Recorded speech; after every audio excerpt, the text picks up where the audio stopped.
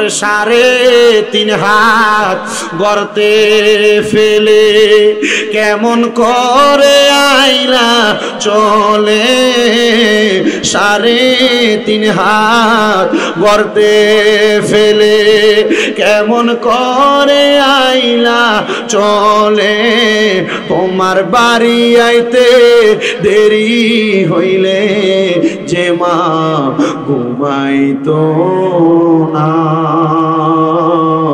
ওই কবর দেশে মায়ের পাশে একটু রইলি না কবর দেশের খবর লইলি না কেমন আছেন বাবা মনি কেমন আছে মা জননী কবর দেশে একবার দেখলি না কেমন আছে মা জননী কেমন আছে বাবা মনি খবর দেশে একটু দেখলি না মা বাবারে কষ্ট দিয়া যদি তা কমুক ফিরাইয়া দুনিয়া আখে রাতে শান্তি পাবি না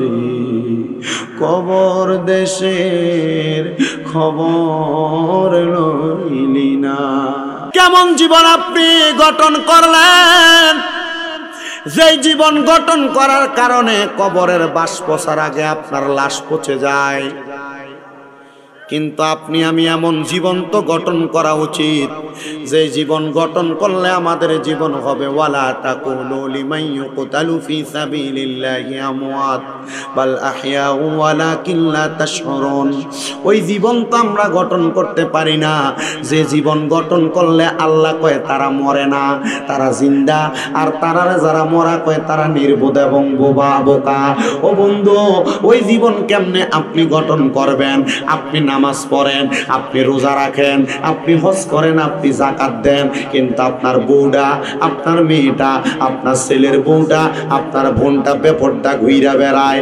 আপনার নামাজ দিয়ে কি লাভ হইব মুসলমান রে ও আমার নাগের চর এলাকার যুবক মনোযোগ দিয়া শুনো নিজে নামাজ পড়ে কিন্তু নিজের বউ মাসিমপুর বাজারে যায় বাজার করে নিজের রোজা রাখে ইবাদত করে সুফিগিরি দেখায় কিন্তু নিজের মাইয়া বেপরদা ভাবে মাসিমপুর বাজার বাতাকান্দি বাজারে যায় ঘুইরা বেড়ায় না না না ও মুসলমান শুইনা নাও নবীর একটা হাদিস শরীফ তোমাদেরকে শোনায় আল্লাহর নবী কয় একজন পুরুষ মানুষ 4 জন নারীর কারণে দুজকে যাবে ইয়া রাসূলুল্লাহ ইয়া হাবিবাল্লাহ আপনার কাছে জানতে চাই একজন পুরুষ মানুষ কোন 4 জন নারীর কারণে দুজকে যাবে আল্লাহর নবী কয় 1 নাম্বার একটা বাবা তার মাইয়ার কারণে দুজকে যাবে হুজুর কেন কিভাবে বুঝতে পারলাম না আপনি মেয়ে জন্ম দিলেন আমরা সবাই জানি একটা মেয়ে মানে একটা জান্নাত সুবহানাল্লাহ কিন্তু মাইয়াটারে যদি আপনি বেপরদা ঘুরান জান্নাত কেমনে পাইবেন আমি বুঝতে পারি না রে বাবারা শোনেন রে বন্ধু একটা মাইয়া একটা জান্নাত এই কথা শুইনা পাগল হইলে চলবে না মাইয়াটারে জান্নাতীদের মতো মানুষ করতে হবে মাইয়াটারে পর্দার মধ্যে রাইকা মানুষ করা লাগবে 2টা মাইয়া 2টা জান্নাত 3টা মাইয়া হলে নবীর সঙ্গে একই জান্নাতে ও বন্ধু আপনার মাইয়া বেপরদা ঘুরে কেমনে আপনি ওই জান্নাত পাবেন আমি যেই কথাটার মধ্যে বলতেছিলাম বাবা আমার নবীজি বলেছেন দুনিয়ার জমিনের মধ্য থেকে কবরে যাওয়ার পরে একটা পুরুষ মানুষ 4 জন নারীর কারণে দুজকে যাবে 1 নাম্বার একটা বাবা তার মাইয়ার কারণে দুজকে যাবে যদি তার মাইয়া বেপরদা ঘুইরা বেড়ায় আপনি নামাজ পড়লেও কোনো কাম তো হবে না কারণ আপনি আপনার মেয়েটারে পর্দা করান না এই জন্য সাবধানতা অবলম্বন করেন আপনি যদি বেপরদা আপনার মাইয়ারে চালান তাহলে আপনি আপনার মেয়ের কারণে দুজকে চলে যাবেন পর্দার অন্তরালে আমার যে আম্মুজির আছে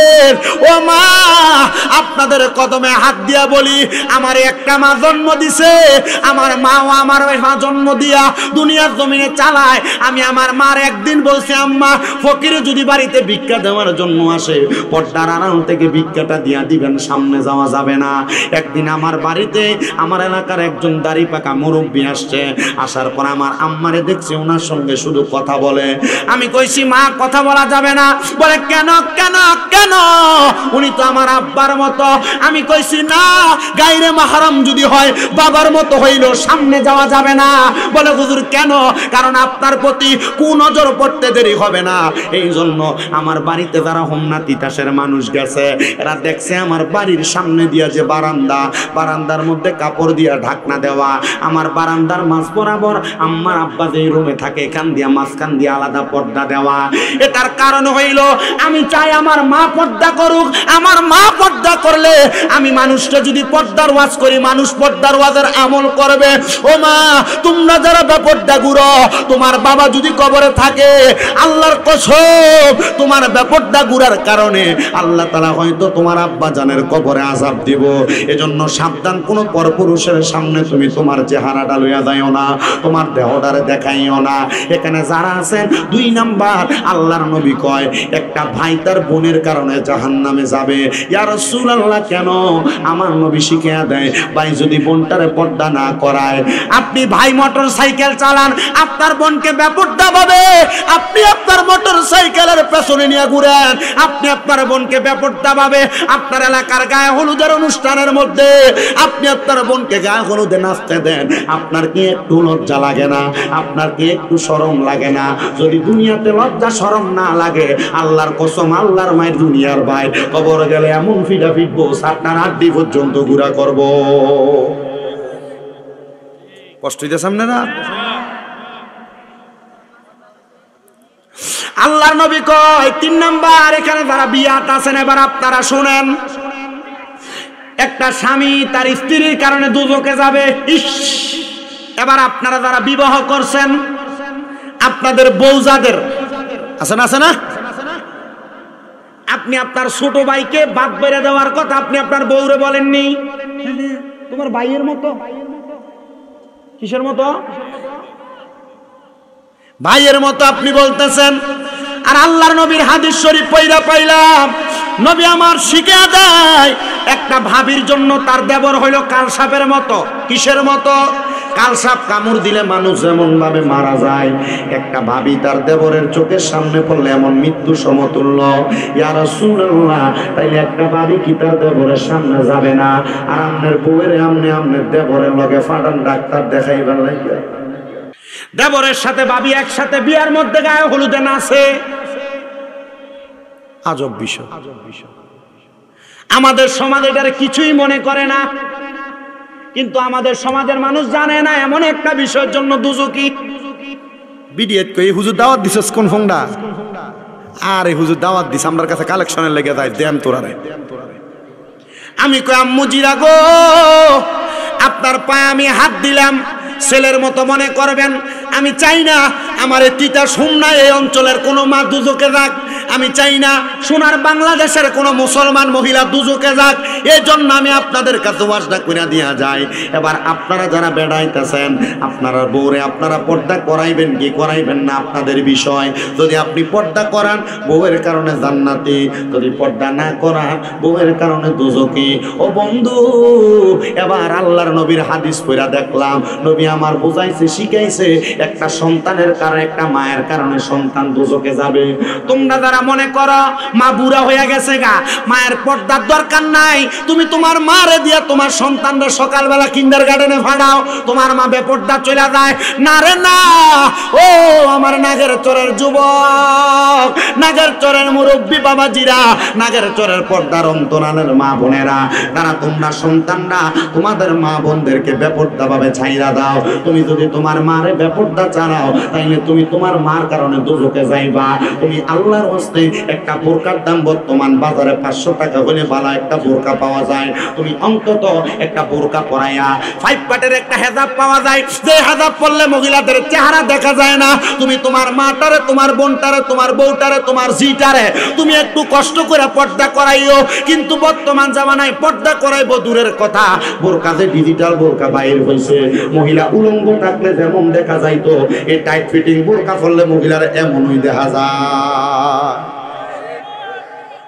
হ্যাঁ আসেনি বাবা? আমার এক দোস্ত কুমিল্লা কাপুরিয়া পট্টি বোরকা দোকান, কি দোকান?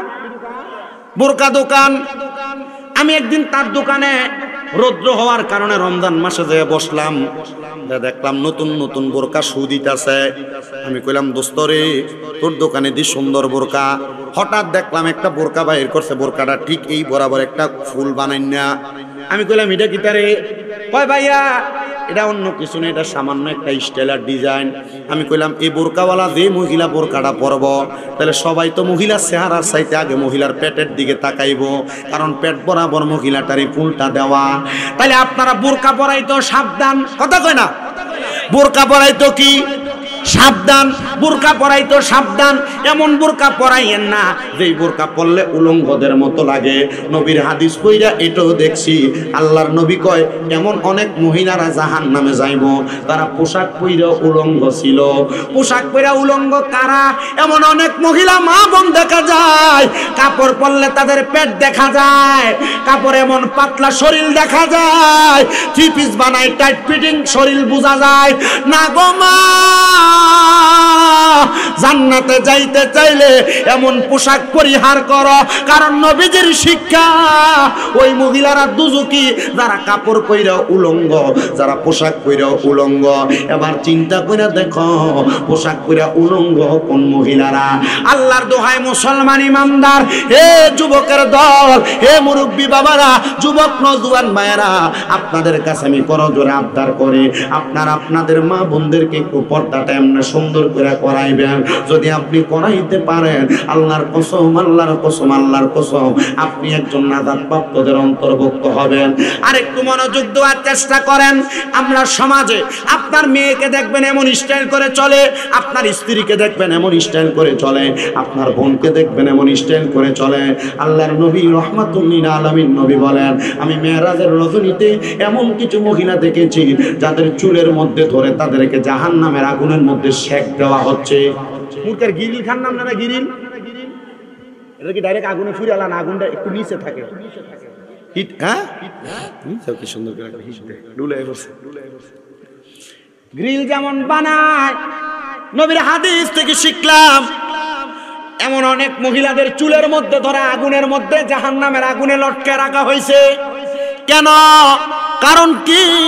বলে কারণ হইল এই মহিলাদের তিন স্বভাব। কয় স্বভাব? তিন স্বভাবের মহিলা। আমার আজকের মাহফিল স্টেজে ওঠার আগে একজন কয় হুজুর ওয়াজ তো সব জায়গায় করেন, বেরিয়ে একটু হেদায়েত করে দিয়া যায়েন। এটা আমি এখানে আসার পরে বুঝতে পারছি, মহিলারা রাস্তা দিয়ে অবাধভাবে চলাফেরা করতেছে। আবার দেখলাম মহিলারা রাস্তা দিয়ে অবাধভাবে মাথায় ঘুমটা নাই নিজে চলাফেরা করতেছে। চিন্তা করলাম এই ওয়াজটা নাগের সোরের জন্য বেশি জরুরি। বাদান আমার ওয়াজ তো সব জায়গায় শোনেন, আপনাদের বলরামপুর তিতাসের এলাকায় অনেক মাহফিল আমি করে গেছি, কিন্তু বাবা এই ওয়াজটা আপনারা একটু কাজে লাগানোর চেষ্টা করবেন। আল্লাহর নবী কয় মহিলাদেরকে দেখলাম চুলের মধ্যে দইরা আগুনের মধ্যে সেক দেওয়া হচ্ছে। ইয়া রাসূলুল্লাহ কেন? বলে তিন কারণে। নবী আমার রহমতের নবী বলে, এক নাম্বার ওই মহিলাকে আগুনে সেক দেওয়ার কারণ হইল মহিলা নিজের স্বামী এবং সন্তানকে গজব দেয়, মহিলা তার স্বামী এবং সন্তানকে অভিশাপ দেয়। দেখবেন অনেক মা বোনেরা সন্তান ছোটখাটো কোনো অন্যায় করলে এমনি বইলা ফেলে আল্লাহর গজব ফরক তরু পরে। জামাই কোনো অন্যায় যদি ছোটখাটো ভুল বিয়াদবি করে স্বামীর অভিশাপ দেয়, আল্লাহ তোর বিচার করব, এমন কথা বলে কি বলে না? এক নাম্বার কারণ হইল মহিলারা তাদের স্বামীর অভিশাপ দেয়, এটা হলো এক নাম্বার কারণ। দুই নাম্বার কারণ ওই মহিলা যারা দুজকের মধ্যে জাহান্নামের আগুনে সেকপ্রাপ্ত হইতেছে তারা হইল অর্ধ উলঙ্গ মহিলা, যারা পোশাক পরছে তবুও তাদের শরীর দেখা গেছে। তিন নাম্বার ওই মহিলা যাদের মাথার চুলগুলা ছিল ওটের কুজের মতো। বলে হুজুর কেমনে? দেখবেন মাথার বানতেছে, চুল বানতেছে, মাথার মধ্যে কত সুন্দর করে মুখোশ লাগাইছে, মুখের মধ্যে মাথার চুলটি মাথার এই পিছের দিক দিয়ে কোঁচা দেখা যায়। আসি গরুর উপর দিয়ে এটা ফিডের উপরে থাইডের আপনার কি কন? সুডি কি কর সুডি বলে, কোন এলাকায় কুস বলে, কুস। এই সুডি এবং কুস আল্লাহর নবী কই মহিলাদেরকে দুজকে দেখলাম যাদের মাথার চুলগুলো ওঠার কুজের মতো।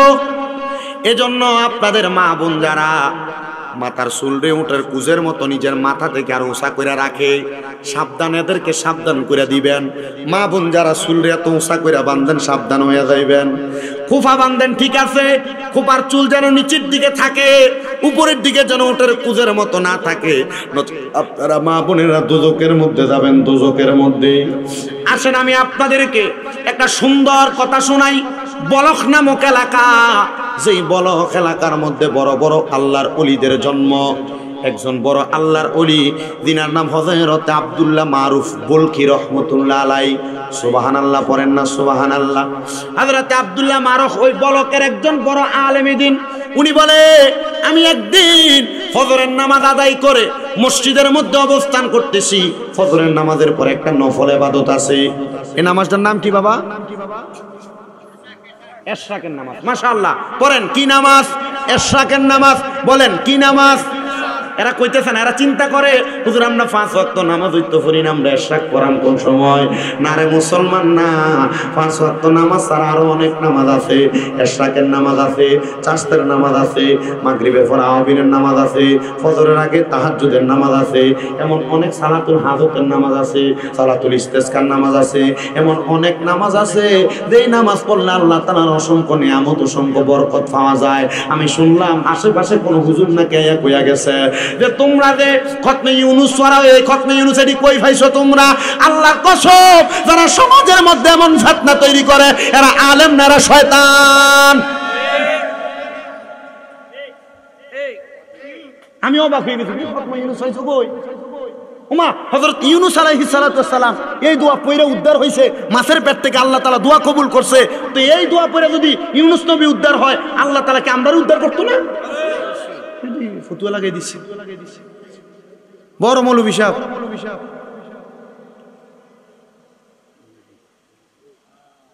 এবার আপনাদেরকে আমি একটু ওয়াজটা করে শোনাই, একটু মনোযোগ দেন। কষ্ট হইতেছে আপনারা? আমার পরে যিনি ওয়াজ করবেন, আমি ওনার ওয়াজ পইরা, ওনার কিতাব পইরা আমি ওয়াজ করি। কথা কি বুঝতেছেন? আমি এখানে আসার সময়ও হুজুরের অনুবাদ করা খাসাইসুল কুবরা যে কিতাবটার প্রথম খণ্ড পড়া শুরু করছি। আমাকে একসাথে মনে প্রায় 7,500 না কয় টাকার কিতাব পাঠাইছে, 5,500 মনে হয় কিতাব পাঠাইছে হুজুর। আমি একটা একটা করে ধরে পড়তেছি, কারণ এই ওনার লিখিত সবগুলা কিতাব যদি কেউ পড়ে, এর সামনে আইসা কোনো বাতিল ফেরকাও কথা বলতে পারবে না, নাস্তিক বেঈমানও কথা বলতে পারবে না। আপনি কথা বুঝতে পারছেন? ওনার যে সহিহুল বিহারি একটা কিতাব আছে, 6 খণ্ডের কিতাব, এই কিতাব যদি কেউ পড়ে আলহামদুলিল্লাহ ভালো আলেমদিন হয়ে যাবে। এর কাছে অনেক মাসালার সমাধান থাকবে। এই মাওলানা শহীদুল্লাহ বাহাদুর বাড়ি কি দূরে না আপনার এলাকা? কথা কই না কে রে? বাড়ি কি দূরে না এলাকা? তো এলাকাত বাড়ি সিটাং থায় আর কি, আইতে একটু খরচও বেশি, হাদিয়া বাড়াইয়া দিবেন। আর আমরা তো ওনারে বাড়াইয়া দিলে লাভ হইব, উনি কিতাবাদি লেখে, ওনার খরচ বেশি। আমরা ওনাদের বই পড়ে পড়ে আমরা ওয়াজ করি। তো যেই কথা ছিলাম, বলক এলাকার সবচাইতে ভালো একজন আলেমে দ্বীন, খুবই নিচক এলেম ওনার, হযরতে আব্দুল্লাহ মারুফ কারখিওয়াল বলখি। উনি প্রথম থেকে ধর্মে ছিলেন খ্রিস্টান ধর্মের। কোন ধর্মের? খ্রিস্টান ধর্মের। আল্লাহ তাআলার কোরআন, রাসূলের হাদিস তার এমন ভাবে তাসির করছে, সে ইসলাম কবুল করছে। তার মা বাবা প্রথম সময়ে ইসলাম কবুল করার কারণে তার যদিও তার এলাকা থেকে, তার পরিবার থেকে আলাদা করেছে, কিন্তু কিছুদিন পরে তার আবার তার বাড়ির মধ্যে তারা গ্রহণ করে নিছে। আব্দুল্লাহ মারুফ কারখি বলেন, একদিন আমি ফজরের নামাজ পড়া এশরাকের নামাজের জন্য অপেক্ষা করতেছিলাম। এশরাকের নামাজের জন্য যখন আমি অপেক্ষা করতেছিলাম, আমি আমার নামাজের মুসল্লার মধ্যে হঠাৎ করে কেন জানি আমি ঘুমায় গেছি। কারণ আগের রাত্রে আমি এত বেশি এলেম চর্চা করেছি, করার কারণে ফজর নামাজের পরে আমার চোখটা একটু তন্দ্রা লাগিয়া গেছে, একটু ঘুম লাগিয়া গেছে। ঘুমটা যখন আসছে, আমি দেখলাম ঘুমের ঘরে স্বপ্নে আমাদের এলাকার সবচাইতে ভালো একজন ইবাদত করেন না, 5 ওয়াক্ত নামাজ পড়ে। কি পড়ে? 5 ওয়াক্ত নামাজ পড়তো, রোজা রাখতো, হজ যাকাত দান সদকা সবই করত।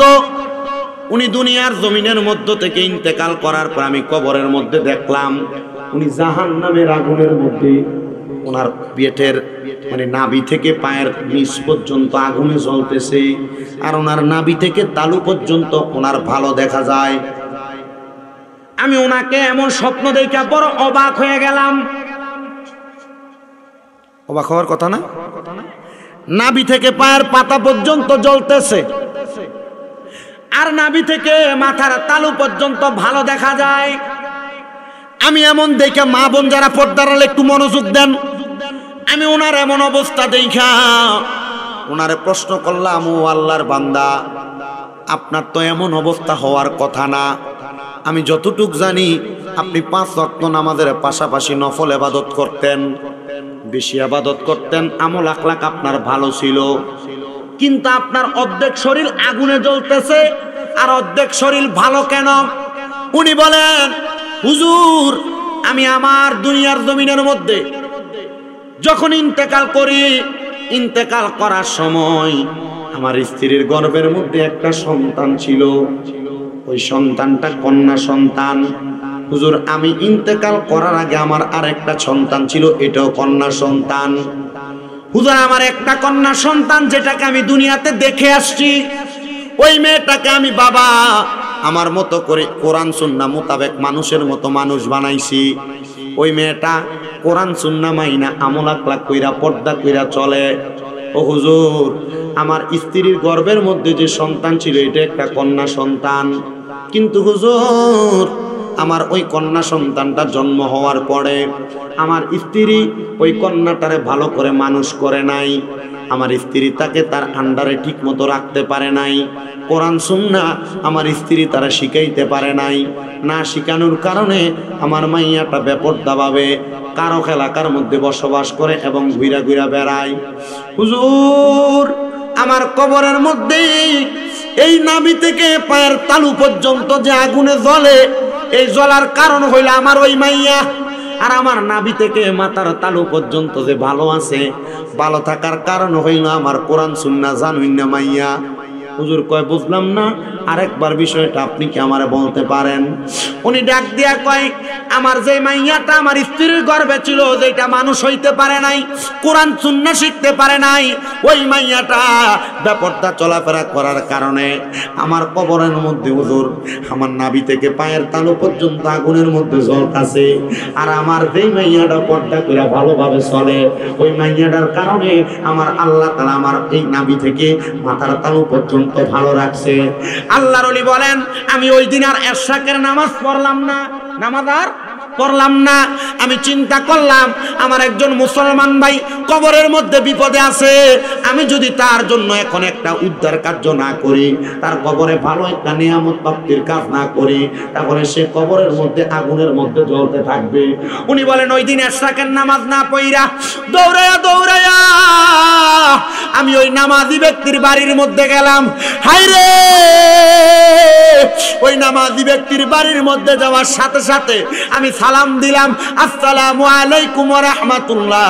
আমি যখন সালামটা প্রদান করলাম, সালাম দেওয়ার সাথে সাথে ঘরের মধ্য থেকে কোনো জবাব আসে না, কিন্তু আমি দেখলাম হঠাৎ করে একটা মেয়ে বের হইয়া আমার শরীরের মধ্যে তাদের ঘর থেকে একটু নোংরা পানি মেলে দিছে।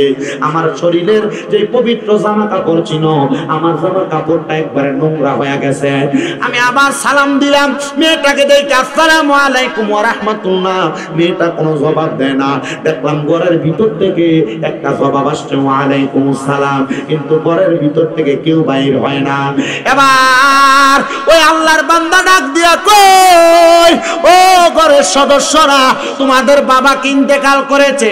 ওই মেয়েটা, যেই মেয়েটা বাহিরে আইসা আল্লাহর ওলির গায়ের মধ্যে নোংরা পানি ছুঁইরা দিছে, ওই আল্লাহর ওলির চোখের সামনে মেয়েটা চোখের পানি ছাইরা দিয়া কান্না করে দিছে। মাইয়া ব্যাপারটা ঘুরে ওলির সঙ্গে বেয়াদবি করেছে, করার দেওয়ার পরেও ওই মাইয়াটা চোখের পানিগুলা সাইরা দিয়া দিয়া কান্দে আর ডাক দিয়া কয়, হুজুর আপনার সঙ্গে আমার বিয়াদবি হয়েছে, হুজুর আমি আপনার গায়ের মধ্যে ময়লা পানি মেরে দিছি, কিন্তু আপনি আমার সামনে এমন একজন ব্যক্তির কথা বললেন যারা আমি কোনোদিন আমার চোখ দিয়া দেখি নাই। আমি আমার মায়ের গর্ভে থাকা অবস্থায় আমার বাবা মারা গেছে, হুজুর আপনি কেন আমার বাবারে খবর নিয়ে আসতেন? হুজুর হুজুর ডাক দিয়া কয়, ও মা আমি অল্প কিছুক্ষণ আগে মসজিদের মধ্যে স্বপ্ন দেখছি রে মা, তোমার আব্বা জান জাহান্নামের আগুনে জ্বলে, কিন্তু ওই জ্বলার কারণ হইলা তুমি। মাইয়া ডাক দিয়া কই, হুজুর কেমনে? বলে, মা গো মা তুমি যে বেপরদা বেহায়াপনা কইরা চলো, আমার আল্লাহ নাকি তোমার আব্বার কবরের মধ্যে এই কারণে আযাব দিয়া দিছে। ও বন্ধু আপনার মাইয়াটারে কেমনে মানুষ করবেন? আপনার বিবেকের উপর ছাইরা দিলাম। আপনি আপনার বোনটারে কেমনে মানুষ করবেন? আমি আপনার বিবেকের উপর ছাইরা দিলাম। যদি আপনার মেয়ে আপনার বোন বেপরদা ভাবে চলে, আল্লাহ তাআলা আপনার কবরের মধ্যে তো জাহান্নামের আগুন দিয়া ভরপুর কইরা দিব। সাবধান সাবধান রে আমার পর্দার অন্তরানের মা, যদি তোমার বেপরদার কারণে তোমার আব্বার কবরে, তোমার স্বামীর কবরে, তোমার ভাইয়ের কবরে তোমারে যদি আযাব দেয়, তাহলে তুমি কোনো জবাব দিতে পারবে না। মায়াটা ডাক দেয়া কই, হুজুর আমি আমার বাপরে জীবনে দেখি নাই, কিন্তু হুজুর আমার আব্বাজান ইন্তেকাল করার পরে আমি মাইয়া যদি আমার আব্বাজানের আযাবের কারণ হই, তাহলে আমি মেয়ে বলতে দুনিয়াতে আমার কোনো সম্মান থাকলো না। হুজুর বলেন আমি কি কাজ করলে আমার আব্বা কবরে শান্তি পাবে? হুজুর কয়, মা তুমি কবরের মধ্যে শান্তি কেমনে পাইব? তোমার আব্বা এটা যদি করতে যাও, এখন থেকে বেহায়াপনা করা বন্ধ করে দাও, বেপরদা চলা বন্ধ করে দাও। মাইয়া কয়, আমি ওই আলেম আব্দুল্লাহ মারুফ কারকির কথা শুই না, আমি বেহায়াপনা করা বন্ধ করে দিলাম। আমি যখন বন্ধ করলাম, আমি আবার নামাজ আদায় করা শুরু করলাম। এবার আমার মনের মধ্যে প্রশ্ন জাগলো, আমার আব্বারে যে হুজুর দেখছে আগুনের মধ্যে জ্বলতাছে, আমি তো এখন 5 ওয়াক্ত নামাজ পড়ি, বেপরদা ঘুরি না, আমার আল্লাহ তাআলা আমার আব্বা জানরে জান্নাত দিছেন, এই খবর তো ওই হুজুরই জানবো, যেহেতু ওই হুজুর আমার আব্বা জানের অর্ধেক খবর জানে। এবার ওই মাইয়া বলেন, আমি পর্দার সহিত ওই আব্দুল্লাহ মারুফ কারকির আস্তানার মধ্যে মানে হুজুরের বাড়িতে গেলাম, যে প্রশ্ন করলাম, হুজুর আমি এখন তো ইবাদত করি, আমার আব্বা জান কবরে কেমন আছে? আমি তো কোনোদিন আমার আব্বা জানরে দেখি নাই। হুজুর ডাক দিয়ে কয়, মা আমি আর তোমার আব্বা জানরে দেখি নাই কোনোদিন। বলে, কারণ কি? বলে, মনে রাখবা কবরবাসী যদি কবরে কঠিন বিপদে থাকে, তাহলে তার আত্মীয় স্বজনকে তারা দেখা দেয়। মাঝে মাঝে মারে স্বপ্ন দেখেন, মাঝে মাঝে বাপরে স্বপ্ন দেখেন, মাঝে মাঝে দাদা দাদির স্বপ্ন দেখেন। এটার কারণটা কি একটা আবার চিন্তা করলেন না? একটা আবার কি চিন্তা করলেন না? ইবনে সিরিনের স্বপ্নের তাবির করে দেখলাম, কবরবাসীরা যদি কবরে কঠিন মহা মুসিবতে থাকে, তাহলে তাদের আত্মীয় স্বজনদেরকে দেখা দেয়। আজকে জানি না কার মা নাই, কার আব্বা নাই, দাদা দাদি অন্ধকার কবরে, মাঝে মাঝে তারা তোমারে ঘুমের ঘরে স্বপ্নে আইসা দেখা দেয়। সাবধান রে ও আমার নাগের চরের মানুষ, এমন কোন কাজ কইরো না যে কাজের কারণে তোমার আব্বা আম্মা কবরে আযাব প্রাপ্ত হয়। মাইয়া কয়, হুজুর আর কি দেখেন নাই? বলে, না তোমার আব্বা বিপদে থাকার কারণে মনে হয় আমারে দিয়া তোমার আব্বার উপকার হবে বিদায় আমারে দিদার দিছে, এজন্য এখন আর তোমার আব্বারে আমি দেখি নাই। মাইয়া কয়, হুজুর আমি তো কোনোদিন আমার আব্বা জানলে আমার চোখ দিয়া দেখি নাই। ব্যবস্থা আসেনি হুজুর, আব্বারা দেখার মতো কোন লাইন আসেনি। হুজুর ডাক দিয়া কয়, আল্লাহর কোরআনে আমার আল্লাহ তাআলা একটা আয়াত নাযিল করেছে, ওয়া মিনাল লাইলি ফাতাহাজ্জাদ বিহি নাফিলাতাল লাকা আসা আইয়াবআসাকা রাব্বুকা মাকামান মাহমুদা। জবান খুলে জোরে জোরে পড়েন আল্লাহু আকবার। আল্লাহু আকবারের আওয়াজটা আসতে হইছে, আর জবান খুলে উচ্চ কণ্ঠে জোরে পড়েন আল্লাহু আকবার। মাইয়া কয়, হুজুর আয়াতের মানে তো বুঝি না, হুজুর আপনি আমারে কি শুনাইলেন? হুজুর ডাক দেয়া কয়, মা আল্লাহ তাআলা আয়াত নাযিল করে আমার নবীরে বলছে, আপনি রাতের কিছু অংশে তাহাজ্জুদের নামাজ আদায় করেন, আপনাকে আপনার আল্লাহ তাআলা অতি সত্তর মাকামে মাহমুদ প্রশংসার জায়গা দান করে দিবে। মাইয়া কয়, হুজুর এই আয়াত তো আমার নবীর উপরে নাযিল হইছে, তো আমি তাহাজ্জুদ করে কি করব? এই আয়াত যখন আমার নবীর ইবাদতের কারণে তাহাজ্জুদের কারণে কি দান করবেন? আল্লাহ তাআলা আমার নবীকে হাদিস হাদিসে কুদসির মাধ্যমে জানায়া দেয়, আপনার উম্মত তাহাজ্জুদের নামাজ পড়া আমি আল্লাহর কাছে যা চাইবে আমি আল্লাহ তাহাজ্জুদ নামাজের বরকতে আপনার উম্মতের তা দান করে দিব। বলেন সুবহানাল্লাহ। আমার ভাইয়েরা, বাবারা, বন্ধুরা, ও পর্দার অন্তরালের মা বোনেরা, আপনাদের কাছে বলবো, যাদের সন্তান হয় না, যারা বিদেশ যাওয়ার চেষ্টা করো বিদেশ যাইতে পারো না, যারা ব্যবসা করে বরকত হয় না, কঠিন রোগ বালা মুসিবত মাফ হয় না, তাহাজ্জুদের নামাজ পড়বা, 5 ওয়াক্ত নামাজের পাশাপাশি দেখবা আমার আল্লাহ তুমি বান্দা বিদেশ যাইতে পারো না, বিদেশ যাওয়ার ব্যবস্থা করে দিবে। তুমি মায়ের গর্ভে সন্তান হয় না, তাহাজ্জুদের নামাজের বরকতে আল্লাহ গর্ভে সন্তান দান করবে। তুমি সন্তান ব্যবসা করে বরকত হাসিল করতে পারো না, তাহাজ্জুদের নামাজের কারণে তোমার ব্যবসার মধ্যে আল্লাহ বরকত দান করব। যেই কাজে হাত দাও এই কাজে সফল হইতে পারো না, ও মুসলমান, তাহাজ্জুদের নামাজ আদায় কইরা আল্লাহর কাছে চোখের পানি ফেলে ফেলে কান্দো। বেশি দিন লাগবে না, 3 মাস সময় দিলাম, 3 মাস যদি আল্লাহর কাছে 5 ওয়াক্ত নামাজের পাশাপাশি তাহাজ্জুদ করে কান্দো, আল্লাহর অসংখ্য নিয়ামত অসংখ্য বরকত তুমি পাওয়া যাইবা। তারা স্কুল কলেজ মাদ্রাসার ছাত্র ভাইরা আছেন, ইলম অর্জন করার জন্য আল্লাহ তাআলার অপুরন্ত খাদিনা রহমত পাওয়ার জন্য আপনারা চেষ্টা করবেন তাহাজ্জুদের নামাজটা পড়ার জন্য। আমি আপনাদেরকে একটা মজার কথা বলি শুনেন। আমার মাদ্রাসা কুমিল্লায় 6টা, কয়টা?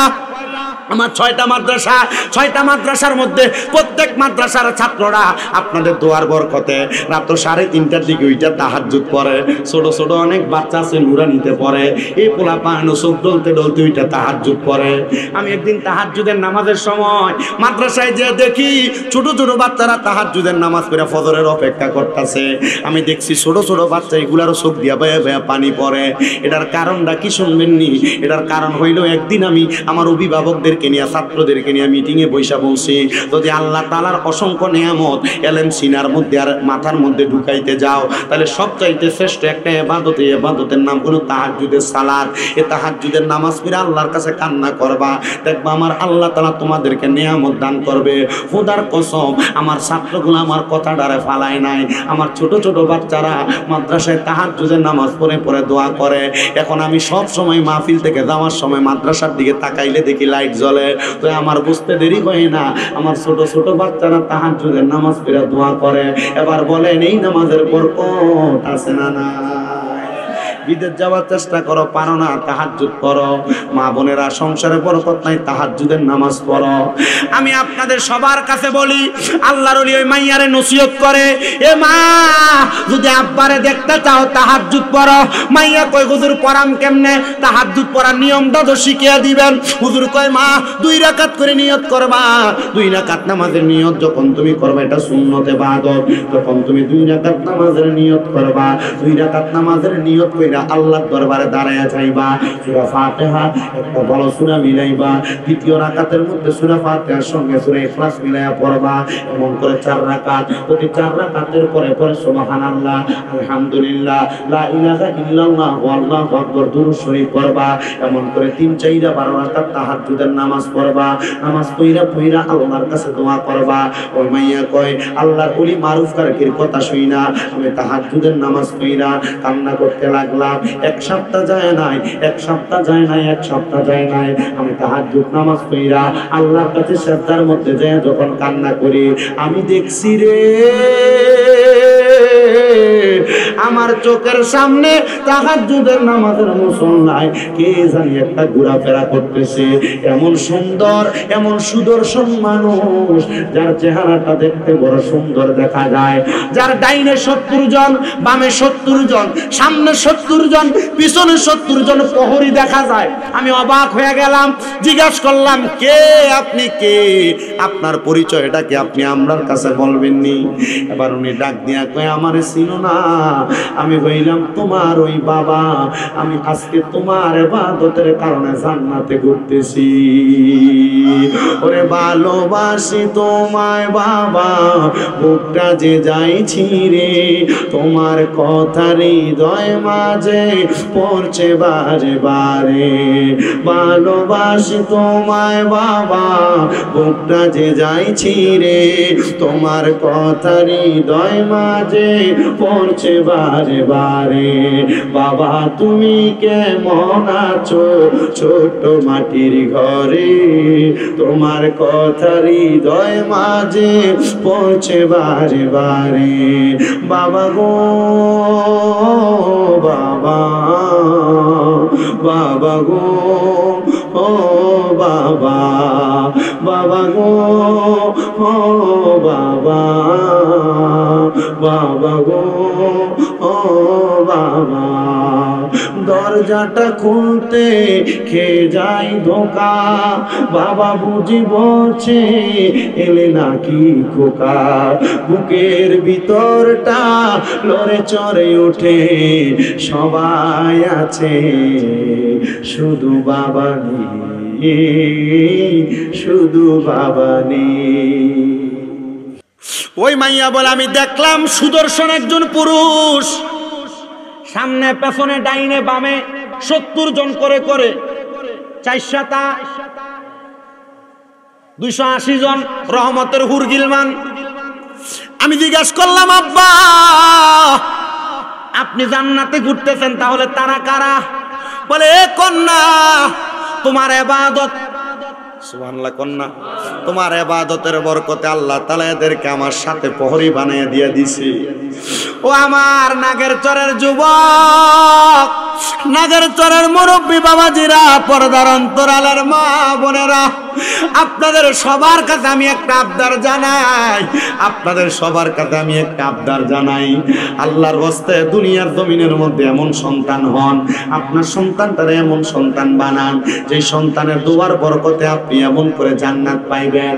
ওই মাইয়া যখন তাহাজ্জুদ নামাজ পড়া সেজদার ভিতরে যাইয়া আব্বার এমন অবস্থায় দেখছে, মাইয়ার মা ঘরের মধ্যে ঢুইকা দেখতেছে মাইয়া কার সঙ্গে জানি কথা বলতেছে। ওই মাইয়ার আম্মা ডাক দিয়া কয় এ মা তুই কার সঙ্গে কথা বলস? নতুন নতুন নামাজ পড়তেছস, নামাজের সেজদার মধ্যে যাইয়া কার লগে কথা কস? ওই মাইয়া ডাক দিয়া কয় মা আমি অন্য কারোর সঙ্গে কথা বলি না, আমি আমার মৃত ইন্তেকাল করা আব্বার সঙ্গে কথা বলি। বলে কারণ কি রে, কারণ কি, কেন কথা বলো, কেমনে দেখা পাইলা? বলে আমারে এমন একজন আল্লাহর ওলি নামাজ শিখাইছে, ওই নামাজটার নাম হলো তাহাজ্জুদের নামাজ। ওই নামাজ পড়া আল্লাহর কাছে যা চাই তা পাই। আমি আমার জন্ম দেওয়া আব্বার চেহারা কোনোদিন দেখি নাই, আমি আমার ওই আব্বার চেহারা তাহাজ্জুদের নামাজ পড়া দোয়া করার কারণে দেখছি। মাইয়ার মা কই তোর আব্বা কবরে কেমন আছে তুই কি বলতে পারবি? বলে হে মা আমার আব্বা জান কবরের মধ্যে বড় ভালো আছে, জান্নাতি, আমার আব্বা জান বড় আরামে আছে। মাইয়ার মা কয় বুঝছি রে, তুই মাইয়া ভালো হওয়ার কারণে আল্লাহ তোর ইবাদত কবুল করছে, এই জন্য তোর আব্বারে জান্নাতবাসী করছে। এ মা আমার কাছে ওয়াদাবদ্ধ হ, আমি মাও যদি মারা যায় তুই আমি মায়ের জন্য একটু আল্লাহর কাছে দোয়া করবি নি। এরে সন্তান দেখছো নি মা কেমনে ওই মাইয়ার কাছে আবদার করে। মাইয়া তো বেপরদা ছিল, মাইয়া তো বেহায়া ছিল। বলেন হেদায়েত দেওয়ার মালিক একজন, তিনি কে? কখনো তোমাকে যদি বলি হেদায়েতের আলো দিয়ে নিও কাছে তুলি, কখনো তোমাকে যদি বলি হেদায়েতের আলো দিয়ে নিও কাছে তুলি, দয়া করে ঠাই দিও, দয়া করে ঠাই দিও, ওগো দয়াময় তুমি রহমান, তুমি মেহেরবান কন্যা, তুমি রহমান, তুমি মেহেরবান। অন্ধ গাহে না শুধু তোমারই গুণগান, ভুলেও ভুলে না তব শান, তুমি রহমান, তুমি মেহেরবান। জনম জনম যদি গাহি তোমার প্রশংসা শেষ হবে নাহি। বলেন সারা জীবন যদি আল্লাহর প্রশংসা করি, আল্লাহর প্রশংসা কি কোনোদিন শেষ হবে? আস্তে কথা কই শেষ হবে? আশেক বলে জনম জনম যদি গাহি তোমার প্রশংসা শেষ হবে নাহি, দয়া করে ঠাই দিও, দয়া করে ঠাই দিও ওগো দয়াময়, তুমি রহমান, তুমি মেহেরবান কন্যা, তুমি রহমান, তুমি মেহেরবান। একটা জবানও বন্ধ রাখবেন না। এবার বলেন হেদায়েত দেওয়ার মালিক একজন, তিনি কে? মাইয়ার মা ডাক দিয়া কয়, ও মা, তোর দোয়ার বরকতে আল্লাহ যদি তোর আব্বার কবরের আযাব মাফ কইরা দেয়, আল্লাহর দোহাই লাগে আমি মা যদি মারা যায়, আমি মার জন্য একটু দোয়া করবা, আমি মার জন্য একটু দোয়া করবা। মাইয়া কয়, আম্মা জান, আল্লাহ যদি আমার হায়াতে বরকত দেয়, আমি আপনি মায়ের জন্য দোয়া করব। কিন্তু আজকে নাগেরচর এলাকার মাহফিলে এমন অনেক সন্তান বসে গেছে যারা তাদের মারে মাটি দিয়ে আসার পরে কয়েকবার কবর জিয়ারত করে আর মা বাবার কবরের কাছে যায় না। আবার এমন অনেক সন্তানেরা বসে গেছো তারা তোমরা যদি তোমার মা বাবার কবর কোনটা চিনিয়ে দিতে বলে চিনতে পারবা না। অনেক সন্তান আছে দুই দে মা বাবার কবরে জিয়ারত করে আর কবর জিয়ারত করে না। আল্লাহর দোহাই লাগে, ও আমার নাগেরচরের যুবক, ও নাগেরচরের মুরব্বী বাবারা, পর্দার অন্তরালের মা, তুমি যদি না পারো তোমার সন্তানদারে দিয়া পারলে শুক্রবারে জুমার দিনে তোমার মা বাবার কবরটা জিয়ারত করাইও। তোমার মা বাপ কবরে থাকলে তোমরা আম্মা আব্বার জন্য জিয়ারত করে দোয়া কইরো, কারণ আল্লাহর নবী শিখিয়ে দেয় কোন সন্তান যদি রব্বির হামহুমা কামা রব্বায়ানি সগীরা ওয়া কুর রব্বির হামহুমা কামা রব্বায়ানি সগীরা বইলা চোখের মণিকোটার মধ্যে একটা মাছির মাথা পরিমাণ পানি চাইরা দিয়া কান্না করে, ওই পানিটা মাটিতে পড়ার আগে আমার আল্লাহ তার মা বাবার জীবনের গুনাহগুলা মাফ কইরা দেয়। হায় রে হায় দিয়া কে জানি বসে কার জানি এমন জনম দুঃখী মা অন্ধকার কবরে, কে জানি বসে কার জানি জনম দুঃখী আব্বা জান অন্ধকার কবরে। এ সন্তান আব্বা জান রে যে মাটির কবরের মধ্যে শোয়া দিয়ে আসছো, আব্বা কবরে কেমন আছে জানো না, কেমন আছে কবরে জানো না, একবার চিন্তা করলা না তোমার আব্বা জান নিজের মাথার গাম পায়ে ফালাইয়া রক্তরে পানি বানাইয়া নিজে সিরা জোতাটা পরছে, তুমি সন্তানরে দামি জামা কাপড় পরাইছে। আজকে তুমি কত লাখ লাখ টাকার মালিক, তোমার আব্বা জানের জুতার তলা ক্ষয় হয়ে গেছিল, কিন্তু তুমি সন্তানরে দামি জুতা কিনা দিতে আব্বা কিনে নাই। ঈদের দিনে আব্বা পুরান জামা কাপড় পইরা ঈদের নামাজ পড়বার লাগে ঈদগাহের মধ্যে গেছে। কেউ যদি জিগাইতো আব্বা আপনি দি নতুন কোনো জামা কাপড় পরেন না, আব্বা উত্তর দিত এখন আমি বুড়া হয়ে গেছি, এখন কি আর আমার নতুন জামা কাপড় পরার বয়স আসেনি। আব্বার কাছে যে টাকা নাই আব্বা অভাবের কথাটা ভাঙ্গিয়া বলতো না। আজকে তোমার আব্বা জান অন্ধকার কবরে, তোমার লাখ লাখ টাকা, কিন্তু তুমি তোমার আব্বা জানলে 500 টাকা দিয়ে কিনে একটা লুঙ্গি পরাইতে পারো না। এ সন্তান এখানে অনেকে আছেন আপনাদের মা অন্ধকার কবরে, আপনার মা আপনাদেরকে বড় কষ্ট করে মানুষের মতো মানুষ করে দিয়া গেছে। সন্তান একটা বারকে আপনি চিন্তা করলেন না, মা সকালবেলা পান্তা ভাত গুলা খাইতো না, মারাইকা দিত, আমার পুতে রজ্জ দিয়ে আইলে আমার সন্তান খাইয়া কলিজাটা ঠান্ডা হইব। মা জননী এমন কষ্ট করছে, কাপড়ের আখলার মধ্যে 10-5 টাকা বাইন্দা রাখছে। মা জননী চিন্তা করছে আমার সন্তানের টাকাটা দিয়া দেই, কিন্তু মায়ের কাপড়টারে মা সিলাই কইরা কইরা পরছে। এ সন্তান একটাবার কি চিন্তা করলা না আজকে তোমার ওই মা অন্ধকার কবরে, তোমার কাছে টাকা আছে কিন্তু তুমি তোমার ওই মারে তোমার টাকা দিয়ে একটা কাপড় কিনা পরাইতে পারো না। পরাইবা কেমনে রে সন্তান, তুমি সন্তানের মা বাপ তো কবরে। আবার এমন অনেক হতভাগা আছে মা বাপ বাচ্চা রইছে, বাইয়ে বাইয়ে ঝগড়া করে মা বাপরে আলাদা করে দিছে, বছরে একটা কাপড় কিনা দিলে মনে করে মা বাবার দায়িত্ব শেষ হয়ে গেছে গা। সন্তান রে দে তোর পাও আমার সামনে দে, আমি স্বামীর রেজা জিব্বা লাগে তোর পাও পরিষ্কার করে দিমু। কেউ যদি নিজের স্ত্রীর সঙ্গে রাগান্বিত হইয়া ঝগড়া কইরা মারে আলাদা কইরা থাকো, আজকে এখান থেকে বাড়িতে যাইয়া মার পাউটার মধ্যে ধরবা, ধরে কইবা মা ও আব্বা ভাইয়ে ভাইয়ে ঝগড়া করে আপনারা আলাদা করে দিছি, আজকে ওয়াদা করতেছি আর কোনোদিন আপনারা আলাদা করতাম না। মা বাপরে আলাদা খাওয়াইস না রে, কিরে বুইলা গেছস? মা জননী সকালের নাস্তাটা নিজে খাইছে না, দুপুর বেলার মাছটা মা পাতে লইয়া খাইছে না, মা রাইকা দিছে আমার ভূতে রাত্রে মাছটা দিয়া ভাত খাইবো, মা জুলডি দিয়া ভাত খাইছি। কেমনে রে? মা বাপরে আলাদা করে দিলি, মা বাপ বড় ভাইয়ের ঘরে এক বেলা ভাত খায়, ছোট ভাইয়ের ঘরে এক বেলা ভাত খায়। মা বাপ ভাত খাইতে গেলে তোর বউ বালা করে খাওয়াইনি, তুই ফুতে জানুস না। মা বাবার পাউডির ভিতরে ধরে কইবা মা ও আব্বা আর দুধা খাওয়া লাগবে না, এখন থেকে আপনারা এক ঘরের মধ্যে বসবেন, আমি সন্তানের ঘর থেকে আপনার কাছে 3 বেলা খাবার যাবে, 3 ভাইয়ের ঘর থেকে 3 রকমের খাবার মা বাবার ঘরের মধ্যে পৌঁছাইয়া দিবা। কারণ মা বাবা বুড়া হইয়া গেলে জিহ্বার স্বাদ নষ্ট হইয়া যায়, মা বাবা কখন কি খাইতে মন চায় মা বাপ সন্তানরে ডরে কয় না।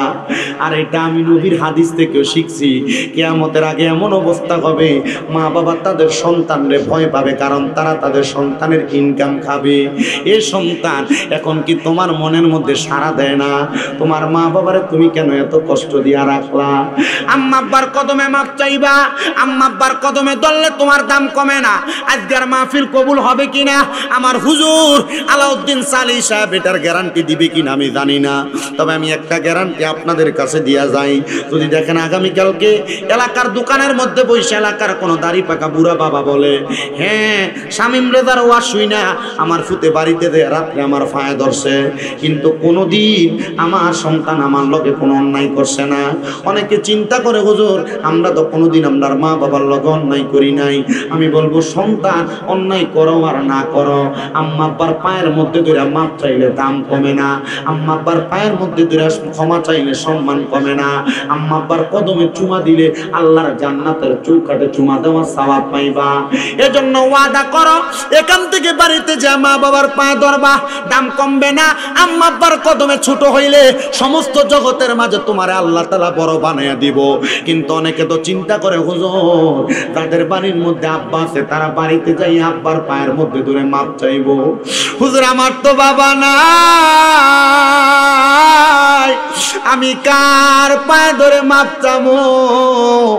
অনেকে চিন্তা করে হুজুর যাদের বাড়িতে মা আছে তারা মার পায়ে ধরে মাপ চাইবো, আমার তো মা নাই, আমি কার পায়ে ধরে মাপ চাইবো? সন্তান ওই মা বাপরে বুঝি 3.5 হাত মাটির ঘরে শোয়া দিয়ে আজকের মাহফিলে আসছো। মুনাজাত হবে আখিরি মুনাজাত মাওলানা শহীদুল্লাহ বাহাদুর হুজুরের সাথে দোয়া করবা আল্লাহ যেন ওই মা বাপরে মাফ করে দেয়।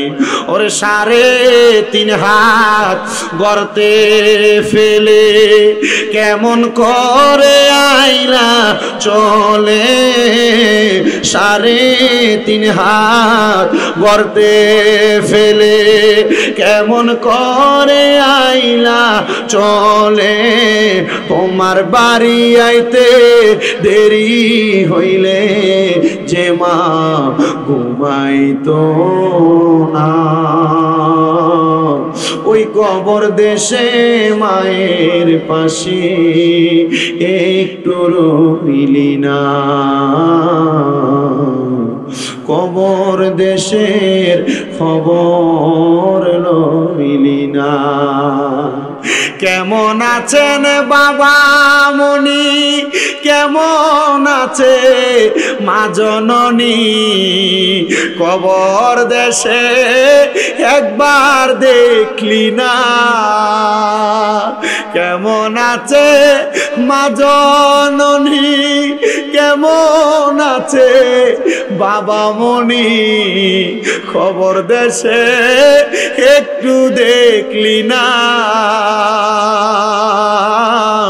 মা বাবারে কষ্ট দিয়া যদি তা কমুক ফিরাইয়া, দুনিয়া আখে রাতে শান্তি পাবি না,